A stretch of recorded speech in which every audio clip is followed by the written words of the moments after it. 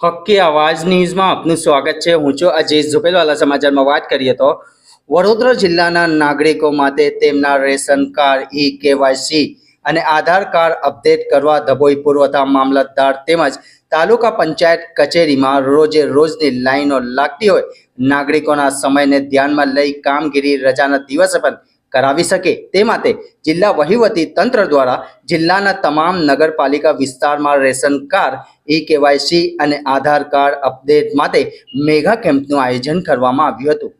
Report Rafiq Mansuri.